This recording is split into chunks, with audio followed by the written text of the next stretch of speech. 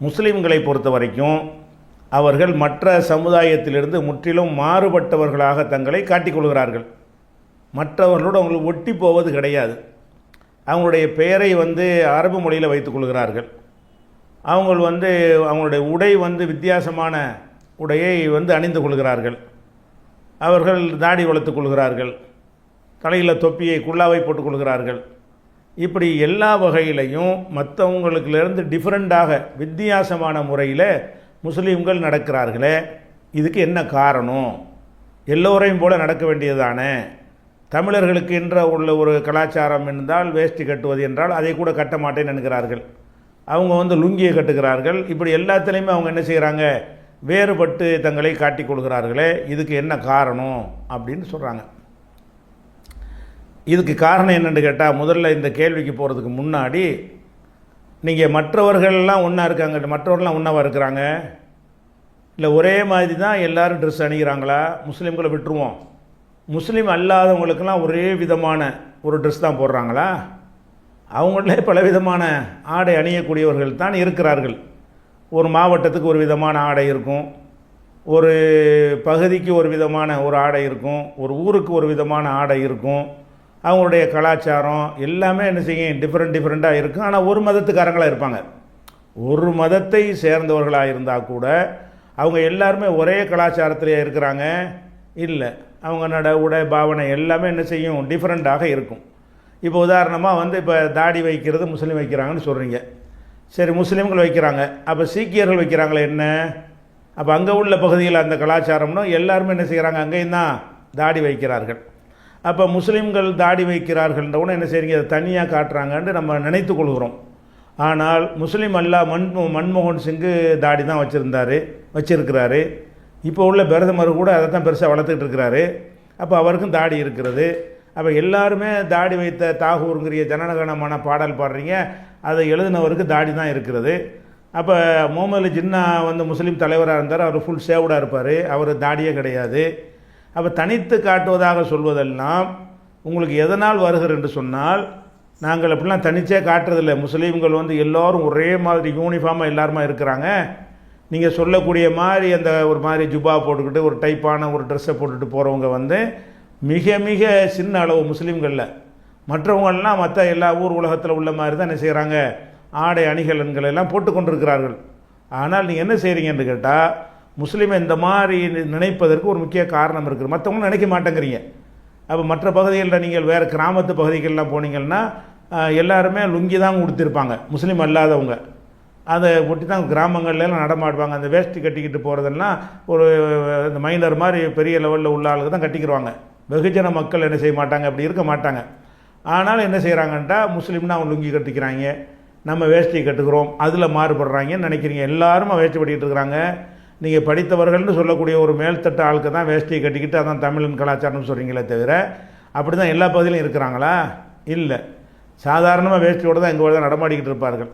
அப்படி இருக்கக்கூடிய காட்சியெல்லாம் பார்க்குறோம். இது எதனால் உங்களுக்கு இதெல்லாம் வருதுன்னு கேட்டால், சினிமாக்கள், தமிழ்நாட்டில் தயாரிக்கப்பட்ட சினிமாக்கள் எடுத்துக்கிட்டிங்கன்னு சொன்னால், எல்லாரையும் காட்டுற மாதிரி முஸ்லீமை காட்ட மாட்டான். ஒரு முஸ்லீம் கதாபாரத்தை காட்டுறதா இருந்தால் அது என்ன செய்வான்னா, அதுக்குன்னு என்ன எல்லா முஸ்லீம் அப்படியே இருக்கிறான், அப்படி பார்த்து காட்டினாலும் பரவாயில்லை.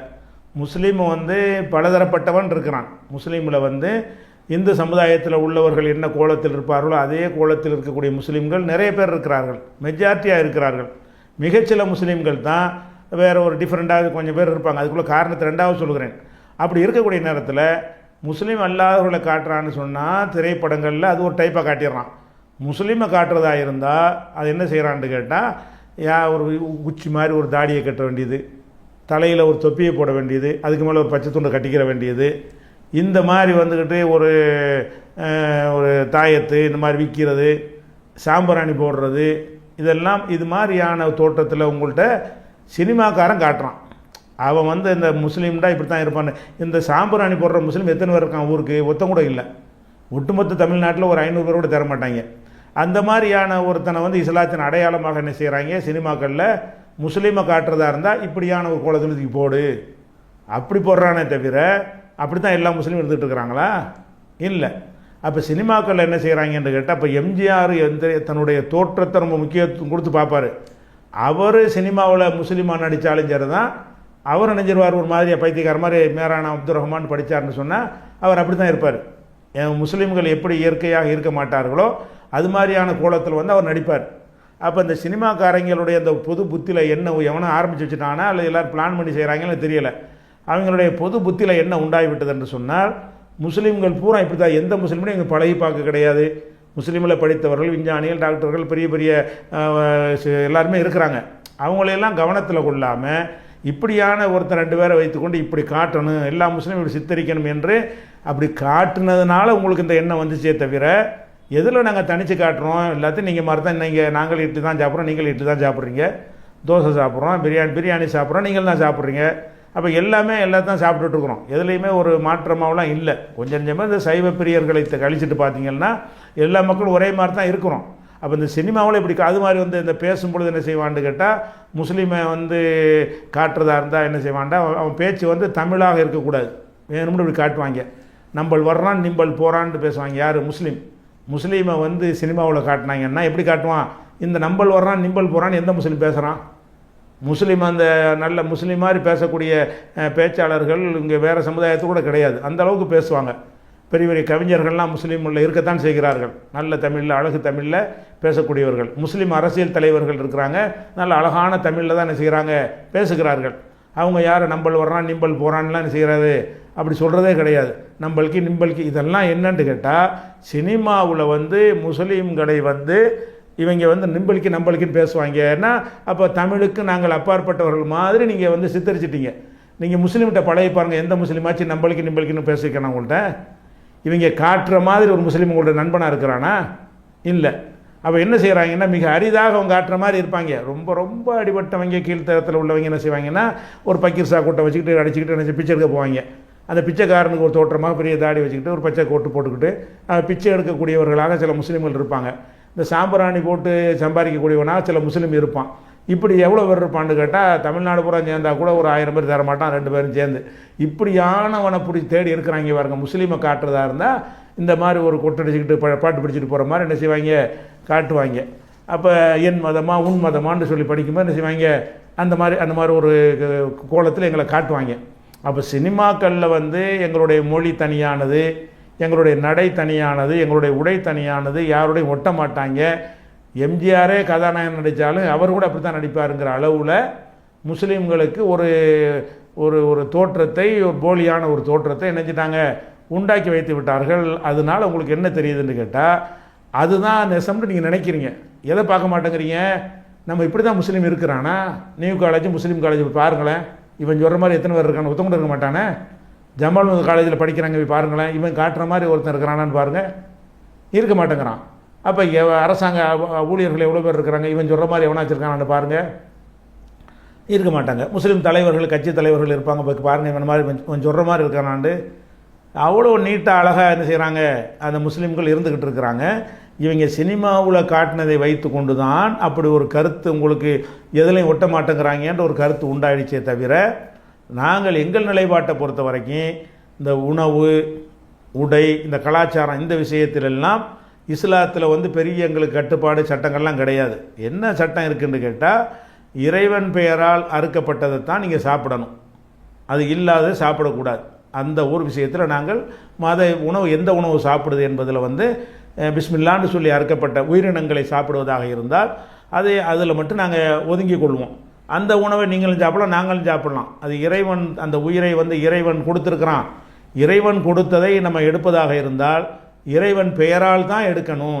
இறைவா நீ அனுமதித்ததால் தான் நான் இதை அறுக்கிறேன் அப்படின்னு சொல்லிவிட்டு அந்த பிராணியை அறுக்கணும். பிஸ்மில்லாக்கு தான் அர்த்தம். பிஸ்மில்லாண்டா என்ன, இறைவா உன் பெயரால் அறுக்கிறேன்டா என்ன அர்த்தம், நான் வந்து இந்த கொள்ற நோக்கமெல்லாம் கிடையாது, இந்த உயிருக்கு சொந்தக்காரன் நீ தான், நீ எங்களுக்கு அனுமதித்து விட்டாய், நீ சொன்ன காரணத்தினால் அறுக்கிறேன் அப்படின்ற ஒரு நம்பிக்கையை வந்து லைசன்ஸ் மாதிரி அந்த ஒரு நம்பிக்கையை சொல்லும் பொழுது என்ன ஆகுதுன்னு கேட்டால், அந்த உயிர் கொள்ளணுங்கிற ஒரு நோக்கம் வந்து அடிபட்டு போய் விடுகிறது.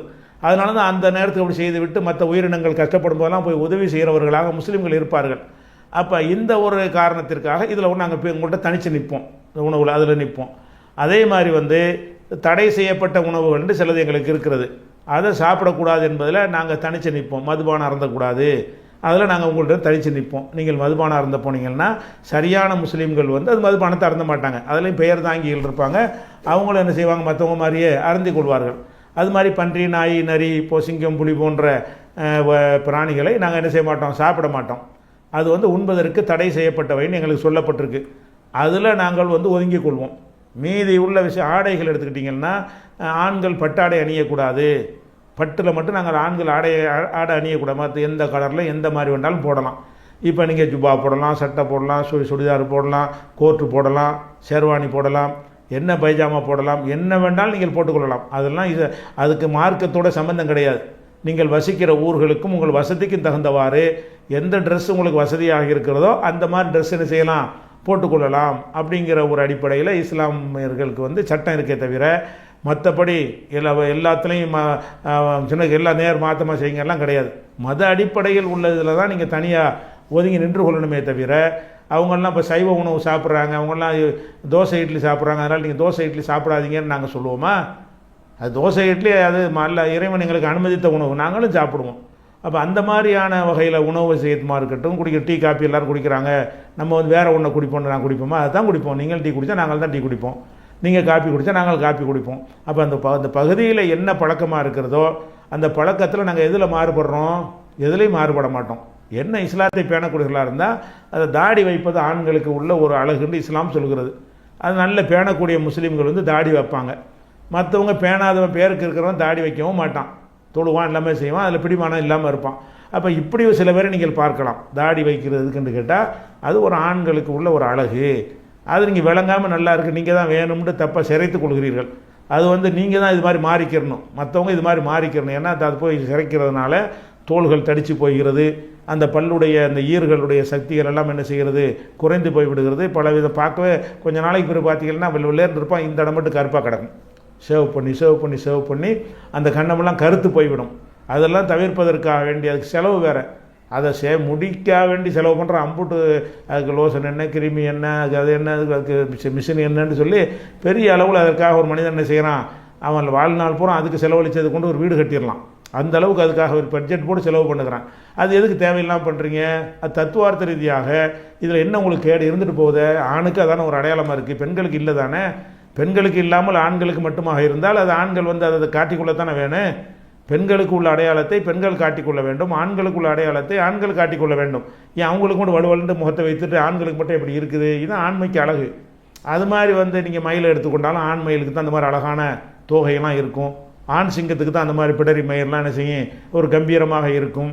ஆண் சேவலுக்கு தான் தலையில் தனியான ஒரு அடையாளம் இருக்கும். அதெல்லாம் ஒரு கம்பீரத்துக்குரிய அடையாளமாக எடுத்துக்கொண்டு நீங்கள் வைங்க என்று இஸ்லாம் அதுக்காக நாங்கள் செய்கிறோம். இதில் மாற்றமாக செய்கிறோன்ட்டு இல்லை, இது எல்லாருமே இதை கடைப்பிடிக்கணும். விஞ்ஞானிகள்லாம் எடுத்து பாருங்கள், எல்லாருமே பெரும்பாலும் தாடி வைத்தவர்களாக தான் இருப்பாங்க. பெரியார் போன்ற சிந்தனையாளர்கள் எடுத்துக்கிற அவங்க அப்படி தான் இருப்பாங்க. சிந்தனையாளர்கள்லாம் இது ஒரு தேவையற்ற வேலை, இதுக்கு போயிட்டு காசைப்படி செலவழித்து முகத்தை வீணாக்குறதா அப்படிங்கிற மாதிரி தான் அதிகமானவர்கள் இருக்கிறாங்க. விஞ்ஞானிகள், அறிவாளிகள்லாம் அப்படி இருப்பாங்க. அதனால் வந்து இப்போ என்னாச்சுன்னு கேட்டால், இது நீங்கள் சொல்லக்கூடியதெல்லாம் ஒரு 25-30 ஆண்டுகளுக்கு முன்னாடி இந்த தாடி வைக்கிற முஸ்லீம் வந்து அப்படி முஸ்லீம் வந்து மட்டும்தான் வைப்பான் இருந்துச்சு. இப்போ என்னாச்சு, எல்லோரும் வைக்க ஆரம்பிச்சிட்டாங்க. இப்போ ஏதோ முஸ்லீம்கள் அந்த தாடி வைத்ததை பார்த்து சரி தாடி தான் ஆண்களுக்கு அழகுன்னு சொல்லி இளைஞர்கள்லாம் பாருங்கள் எல்லோரும் தாடியோடு நடமாடுறாங்க. தாடி இல்லாமல் வரக்கூடியவர்கள் ரொம்ப ரொம்ப ரொம்ப குறைவாக ஆகிவிட்டார்கள். இதில் என்ன தனித்து காட்டிட்டோம் நாங்கள்? தனிச்செல்லாம் காட்டலை. இந்த பேர் வைக்கிறது நீங்கள் கேட்குறீங்க, பேர் வைக்கிறது மட்டும் அது நீங்கள் சொல்கிற மாதிரி தனித்து தான் இருக்குது. நீங்கள்லாம் ராமசாமி, கந்தசாமி, முருகன், அழகன் இப்படி பேர் வச்சிங்கன்னு சொன்னால் முஸ்லீம்கள் என்ன செய்கிறாங்கன்னா அப்துல் காதர், இப்ராஹிம், மூசா, முஸ்தபா, முகமது இப்படி பேர் வைக்கிறார்கள். இதில் மட்டும்தான் தனித்து இருக்கிறார். நீங்கள் சொல்கிறபடி பார்த்தீர்கள்னு சொன்னால் இந்த பெயர் வைப்பதில் மட்டும்தான் தனித்து இருப்பதாக சொல்ல முடியும். அது தனித்து இருப்பது கூட எதற்காக இருக்கிறார்கள்னு கேட்டால் அது இஸ்லாம் அவர்கள் கட்டளையிட்டதற்காக இருக்கிறார்கள்னா அப்படி இல்லை. அந்தந்த வாழுகிற பகுதியில் பார்த்து கொண்டு இந்த பெயர்னால் நமக்கு ஒரு பின்னடைவு ஏற்படும் என்று கருதினால் அவங்க என்ன செய்கிறாங்கன்னா சில பெயர்களை தமிழ் பெயர் வைக்க மாட்டேங்கிறார்கள். என்ன ஏற்படுது என்று கேட்டால், இஸ்லாத்தில் வந்து எந்த மொழியிலையும் பேர் வைக்கலாம், அரபிலாம் வைக்கின்ற அவசியம் கிடையாது. நீங்கள் விளங்கி வைத்த இப்ராஹிம், மூசான்லாம் பேர் வைக்கிறாங்களே அதெல்லாம் அரபின்னு நீங்கள் நினச்சிக்கிட்டு இருப்பீங்க. இப்ராஹிம் கூட அரபி கிடையாது. மூசான்னு வைக்கிறாங்களே அதெல்லாம் கூட அரபி கிடையாது. அதெல்லாம் முகமது நபிக்கு முன்னாடி வாழ்ந்த நல்ல மனிதர்களுடைய பெயர்கள். அவங்க பேசின மொழி வந்து எபிரேய மொழி, ஏதோ ஒரு மொழி பேசியிருக்கிறாங்க. அந்த மொழியில் வேண்டாம் அதுக்கு அர்த்தம் இருக்கலாமே தவிர அது அரபு மொழி கிடையாது. அப்போ அரபியில் தான் பேர் வைக்கணும் என்று எந்த ஒரு கட்டளையும் குர்ஆனில் இல்லை, முகமது நபி அவர்கள் சொல்லவும் இல்லை. என்ன இருக்குன்னு கேட்டால், நீங்கள் பேர் வைப்பதாக இருந்தால் அழகான பேரை வையுங்கள், இறைவனுக்கு அடிமை என்று சொல்லக்கூடிய பெயர்களை வையுங்கள். அதே மாதிரி இறைவனுக்கு இணை கற்பிக்கக்கூடிய ஒரு பெயரை நீங்கள் வைக்காதீர்கள், அசிங்கமான அர்த்தம் தரக்கூடிய பெயர்களை வைக்காதீர்கள். ஒருத்தர் நபிகள் நாயகம் கேட்குறாங்க, உன் பேர் என்னப்பான்னு கேட்கும்போது அவர் முர்ரு கசப்புங்கிறாரு. இதெல்லாம் ஒரு பேராப்பா, என் கசப்புன்னு வைக்கிற, நல்ல பேர் வைக்கலாமேன்னு கேட்குறாங்க. அப்போ பேருக்கு என்னன்னு கேட்டால், அதை சொல்லி கூப்பிடும்போது நீங்கள் குழந்தைக்கு நீங்கள் வச்சு விட்டு போயிருங்க, அவன் இளைஞனாகும்போது எவ்வளோ கேவலப்படுறான்னு உங்களுக்கு தெரிய மாட்டேங்குது. சில பேருக்கு வச்ச பேர்கள் அவன் வளர்ந்து வாழக்கூடிய அந்த சமூகத்தில் மற்ற சக நண்பர்களால் அவனை கிண்டல் பண்ணக்கூடிய வகையில் நீங்கள் என்ன செய்கிறீங்க, பேரை வச்சுட்டு போயிடுறீங்க. அது மாதிரி கருப்பண்டு பேரை வைக்கிறீங்க, பேரை வைக்கும்போது உங்களுக்கு தெரியுற வெள்ளையாக இருக்கிறவங்க வச்சிடுறீங்க. அவன் படிக்க போகும்போது என்ன ஆகுது, அந்த பேரை அவன் சொல்கிறது, உங்கள் பேர் என்னன்னு கேட்டால் சொல்கிறதுக்கு வெக்கப்படுறான். அந்த மாதிரியான பெயர்களை எங்களுக்கு தவிர்க்க வேண்டும் என்று சொல்லியிருக்கிறது. மற்றபடி அழகண்டு பேர் வச்சா தப்பான்னா தாராளமாக வச்சுட்டு போங்க, தம்பின்னு பேர் வைக்க, நல்ல தம்பின்னு பேர் வைக்கலாம்னா நல்லா வச்சுட்டு போங்க, அதுக்கெல்லாம் இஸ்லாம் தடை கிடையாது. அந்த பேரோட ஒருத்தர் வாழ்ந்தார்னு சொன்னால் அவர் முஸ்லீம் இல்லைன்னு சொல்ல முடியாது. ஆனால் தமிழகத்தில் மாத்திரம் இன்னும் சொல்ல போனால் நிறைய பேர் தமிழ்நாட்டில் வைக்கிறாங்களே, அந்த பேர்லாம் எடுத்து பார்த்தீங்கன்னா அது அரபி பேரும் கிடையாது, வடநாட்டில் உள்ள இந்தி உருது பேர். அது உருது பேர் தான் என்ன செய்கிறாங்க, பேகம்னு வைக்கிறாங்க. பேகம்னு ஒரு ஆள் அரபு நாட்டில் காட்டுங்க பார்ப்போம். பேகம்ங்கிறது அரபு பேர் கிடையாது, உருதுல உள்ளது. அங்கே வடநாட்டில் உள்ள பேர் அதை இவங்க பேராக என்ன செய்கிறாங்க, வச்சுக்கிறாங்க. பெனாசிர்னு பேர், பெனாசிர் புட்டோண்டு வச்சு பேர் வைக்கிறாங்க. பெனாசிர்ங்கிறது அரபியா, அது உருது வார்த்தை. உருதுல வைக்கிற பேர் என்ன செய்கிறாங்க, இவங்க வச்சுக்கிட்டு இருக்கிறாங்க. அந்த மாதிரியாக நிறைய நர்கிஸ்ன்னு பேர் வைக்கிறாங்க, அது அரபி கிடையாது. அப்போ அரபி இல்லாத பேர்களையும் அரபு நினைத்து கொண்டு என்ன செய்கிறாங்க, பர்வீன்னு பேர் வைக்கிறாங்க. பர்வீன்கிறதுலாம் அரபியா, அரபி மொழி கிடையாது, உருதுல உள்ள ஒரு சொல். அதெல்லாம் உருதுல உள்ள சொல்ல இவங்க என்ன செய்கிறாங்க, உருது மக்கள் வைக்கிறத பார்த்து வைக்கிறாங்களே தவிர அரபுல தான் வைக்கணும்ன்றது அதுவும் வைக்கக்கூடாது. அப்படி பார்த்தா அப்போ பேர் எதுக்கு வைக்கிறாங்கன்னு கேட்டால், தமிழ்நாட்டை பொறுத்த வரைக்கும் என்ன பார்க்குறாங்கன்னு கேட்டால், இந்த பேரை வைத்து தான் அந்த சாதியை என்ன செய்வாங்கன்னா அடையாளம் காண்பார்கள். இந்த பேர் வச்சா இவன் கண்டிப்பாக இவனாக தான் இருப்பான் அப்படின்னு சொல்லி கண்டறிவார்கள். இப்போ ஒருத்தர் ஒரு தலித்துலேருந்து இஸ்லாத்துக்கு வந்துட்டார்னு வைங்க, வந்துட்டு என்ன செய்யறா, உன் பேர் முனியன் அப்படின்னு சொன்னால், ஓ நீ மேப்படியானா அப்படின்னு என்ன செய்வாங்கன்னா அவனை இழிந்தவனாக கருதக்கூடிய ஒரு தன்மை இருக்கிறது. அல்லது அவனுடைய பேரை வச்சு விசாரித்து எந்த ஊர் எந்த தெருவுன்னு கேட்டு ஜாதியை கண்டுபிடிச்சிருவாங்க. பேரை சொன்னீங்கன்னு சொன்னால், பேர் மட்டும் சொன்னால் பத்தாது, அவன் இந்த ஜாதின்னு தெரிஞ்சு ஆகணுங்கிறதுக்காக வேண்டி துருவி விசாரித்து அதை கண்டுபிடிக்காத வரைக்கும் அவங்களுக்கு தூக்கம் வராது. அப்போ நாங்கள் அந்த காலத்தில் இருந்த எங்கள் தமிழ் முன்னோர்கள் செஞ்சது தான், இஸ்லாம் கட்டளை இட்டது கிடையாது. அன்றைக்கு இருந்த தமிழ் முன்னோர்கள் என்ன பண்ணாங்கன்னு கேட்டால், நம்ம இந்த மாதிரி பேர் வைக்கிறதுனால நம்ம ஜாதி வேணான்னு சொல்லி ஒதுங்கிட்டு வர்றோம். வந்த பிறகு அதை என் பேர் ராமசாமின்னு வச்சோம்னு சொன்னால், ராமசாமின்னா எந்த ராமசாமின்னு இப்போ நம்ம துருவுறாங்க. துருவிட்டு செட்டியார்னா அதுக்கு தகுந்த மாதிரி நம்ம டீல் பண்ணுறான், தலித்துன்னு அது மாதிரி நம்ம டீல் பண்ணுறான். அது அப்துல் கார்னு கேட்க மாட்டேங்க, என்ன ஜாதின்னு கேட்பானா, இஸ்மாயில்டா ஜாதி கேட்பானா. அப்போ இந்த ஜாதி அடையாளத்தை நம்ம மறக்கணும்னு இங்கே சேருகிறோம்.